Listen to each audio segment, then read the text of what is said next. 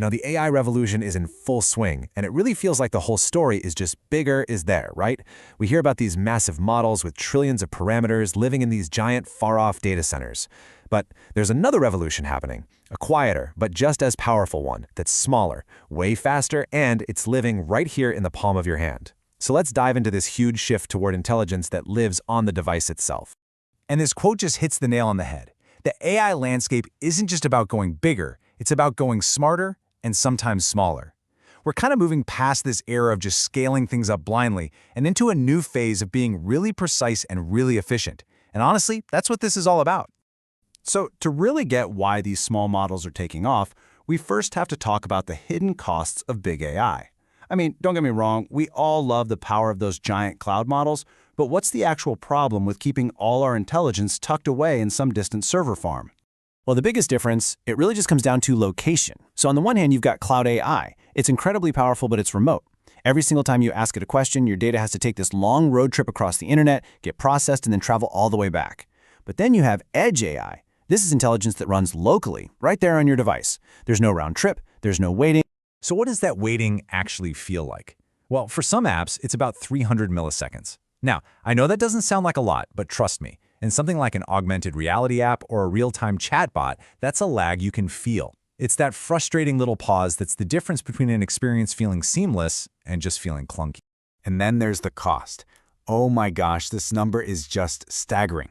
One startup managed to cut their cloud bills by 87%. 87! All by just moving their AI from the cloud to the edge. I mean, think about that. Those are absolutely massive savings that can go right back into making the product better. So here's the crucial point. When we rely only on the cloud, we create these major bottlenecks. You get that frustrating lag we talked about, you're dealing with massive costs, and you're constantly sending your private data somewhere else, which, raises some pretty serious privacy questions. And on top of all that, what happens if you lose your internet connection? Suddenly, your smart device isn't so smart anymore. So, what's the solution to all this? Well, the answer is to bring AI out of the cloud and put it right onto your device. And that brings us to the hero of our story today, small language models. A small language model, or SLM for short, is pretty much exactly what it sounds like. It's a compact, super efficient AI model, usually with just millions to maybe a few billion parameters. Now, that's a tiny fraction of the hundreds of billions or even trillions you see in a big cloud model. The key here is that it's designed from the ground up to run locally on things like your smartphone, your car, or even tiny sensors on a factory floor. But wait, how is that even possible? How can you make AI small enough to fit on a phone but still have it be mighty? Let's break down the magic that makes them so efficient. It really comes down to 3 core tricks. First up is something called quantization. You can think of this as shrinking the numbers the AI uses, going from super high precision to lower precision. That makes the whole model smaller and faster. Second is pruning, which is kind of like trimming a bonsai tree. You're carefully snipping away redundant connections in the AI's network. And third, there's knowledge distillation, where a small student model learns directly from a big teacher model, basically inheriting its wisdom without all the bulk.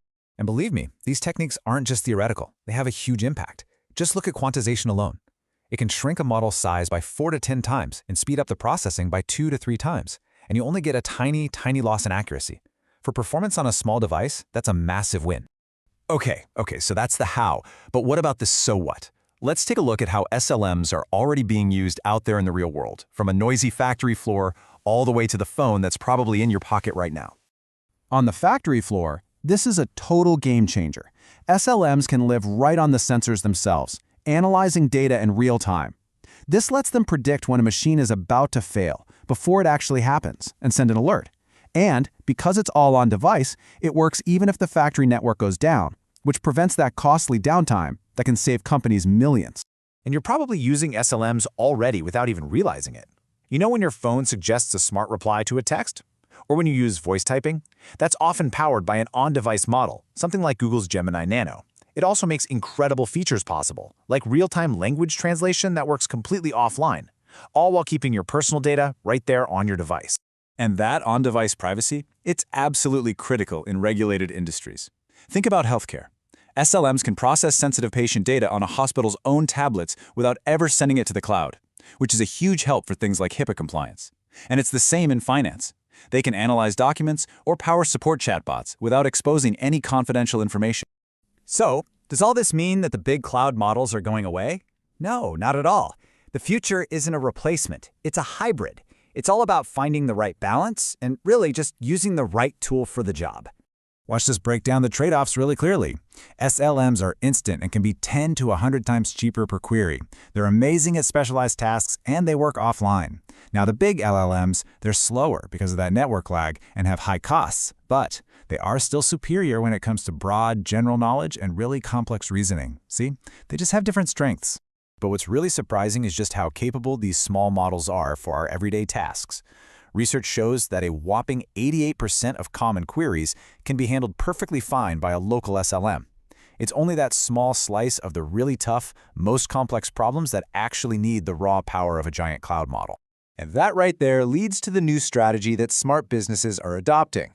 Use the fast, cheap, and private SLMs for the vast majority of tasks, and you only escalate the really difficult problems to the big, expensive model in the cloud. It's truly the best of both worlds. So let's end on this really powerful idea. Powerful intelligence doesn't have to live in a massive data center. It can live right on your phone, your machine, or your enterprise app. This is such a fundamental shift in how we think about using AI, making it personal, efficient, and just everywhere. Which leads us to a final thought, a question for every creator and innovator out there. As this technology gets more and more common, if your AI doesn't need the internet, what will you build?